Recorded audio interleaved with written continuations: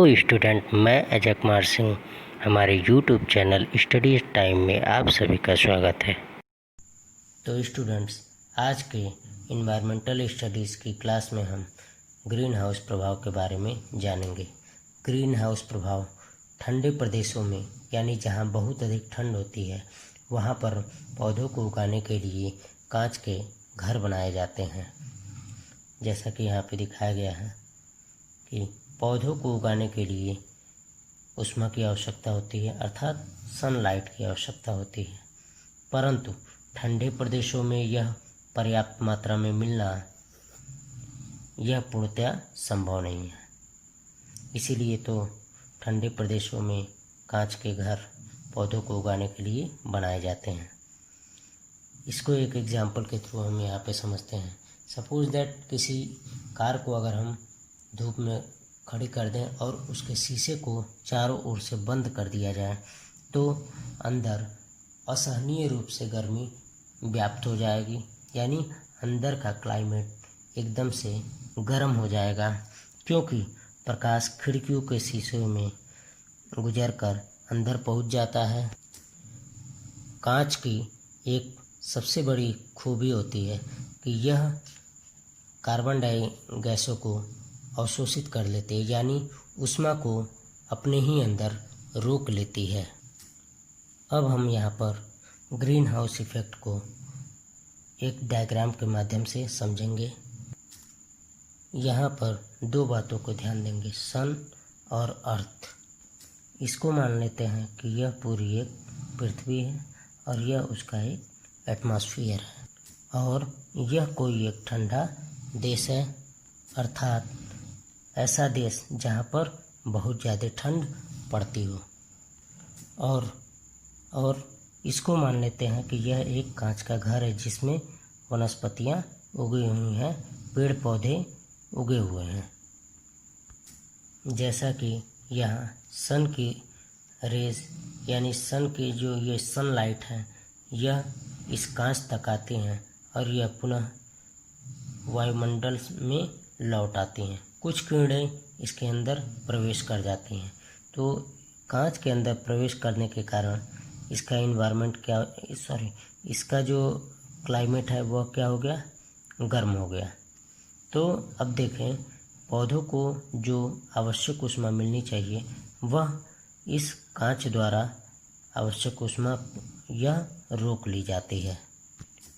जैसा कि हमने अभी पूर्व में बताया था कि कार्बन डाइऑक्साइड और कांच की एक सबसे बड़ी विशेषता होती है कि यह ऊष्मा को अपने अंदर एब्जॉर्ब कर लेती है, रोक लेती है, यानी ऊष्मा को यह अपने अंदर क्या कर ली, रोक ली, जिससे इनको जो ये पौधों को ऊष्मा मिलनी चाहिए, आवश्यक ऊष्मा, यह इनको मिल जाती है। यहाँ पर देखिए लिखा हुआ है कि सूर्य की किरणें पृथ्वी की सतह से रिफ्लेक्ट हो जाती हैं, जिससे और कुछ क्या होती हैं कि यह पृथ्वी के सतह पर आ जाती हैं, जिससे यह इन्वायरमेंट हीट हो जाता है।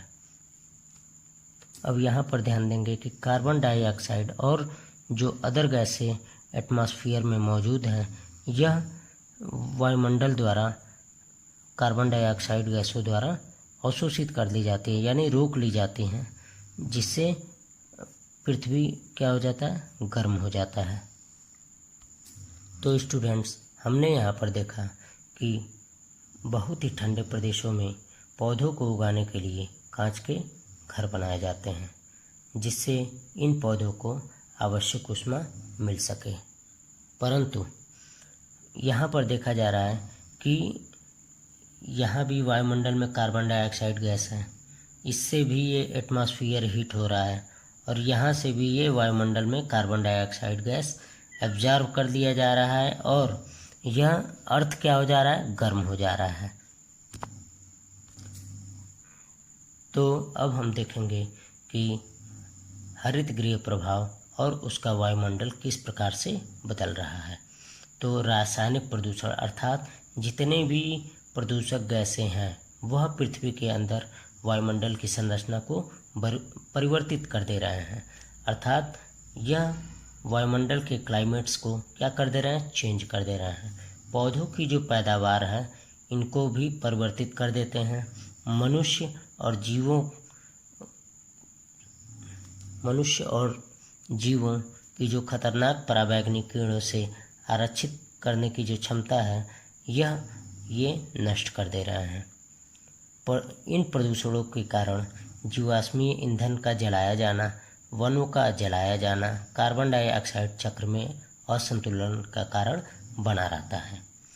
हाल ही में देखा गया कि जितनी कार्बन डाइऑक्साइड गैसें हरे पौधे और वृक्ष अवशोषित करते हैं उससे अधिक मात्रा में यह रिलीज करते हैं, यानी वायुमंडल में ये रिलीज हो जाते हैं CO2 गैसें।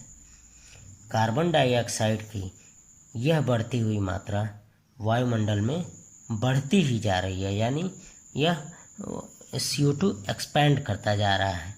इसकी मात्रा बहुत ही ज़्यादा बढ़ती जा रही है, जिसके कारण यह एक मोटा आवरण बना लेता है।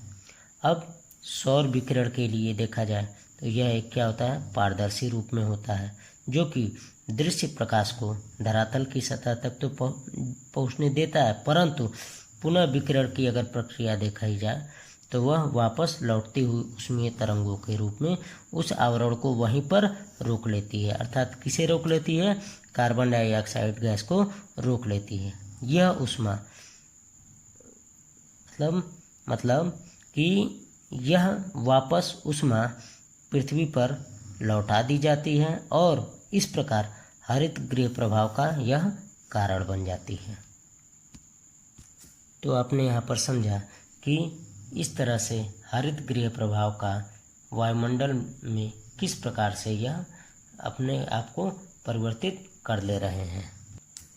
अब यहाँ पर जानेंगे कि यह जो वायु प्रदूषक गैसें हैं, प्रमुख 5 गैसें कौन कौन सी हैं।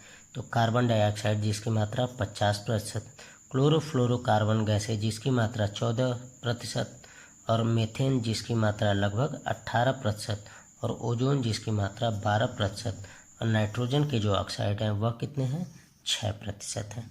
तो वैज्ञानिकों का ऐसा माना गया है कि यह कार्बन डाइऑक्साइड गैसों की बढ़ती हुई मात्रा प्रत्येक 10 साल पर 1.5 से 2% बढ़ जाती है। मान लें कि अगर 2010 में अगर इसका टेम्परेचर 42 डिग्री सेंटीग्रेड है तो यह 2020 तक कितना हो जाएगा, लगभग 44 डिग्री सेंटीग्रेड। पुनः अगले 2030 तक 46 डिग्री सेंटीग्रेड और अगले 10 साल 2040 यानी कि 48 डिग्री सेंटीग्रेड। तो इस तरह देखा जा रहा है कि लगभग प्रत्येक 10 साल पर 2-2 डिग्री सेंटीग्रेड की बढ़ोतरी हो रही है। परंतु अगर ऐसा ही रहा तो यानी कि कार्बन डाइऑक्साइड गैसों की मात्रा में बहुत तेज़ी से वृद्धि अगर होगी तो वैज्ञानिकों ने ऐसा माना है कि यह 2030 तक, वर्ष 2030 तक यह टेम्परेचर 3 से 4 डिग्री सेंटीग्रेड तक बढ़ जाएगा। अगर यह टेम्परेचर प्रत्येक 10 साल पे 3 से 4 डिग्री सेंटीग्रेड बढ़ने लगा तो ग्लेशियर क्या होंगे, पिघलने लगेंगे। तो क्या होगा, समुद्रों की सतह से ये जो 1 से 2 मीटर तक यह क्या होगा, ऊपर उठ जाएगा। अर्थात समुद्री जल स्तर 1 से 2 मीटर तक उसका जल स्तर उठ जाएगा और उसके आसपास के जो भी छोटे द्वीप हैं और महाद्वीप हैं वह तटीय क्षेत्र क्या होंगे, जलमग्न, डूब जाएंगे। तो उम्मीद है बच्चों आज का टॉपिक ग्रीन हाउस इफेक्ट आपको बखूबी समझ में आया होगा। धन्यवाद।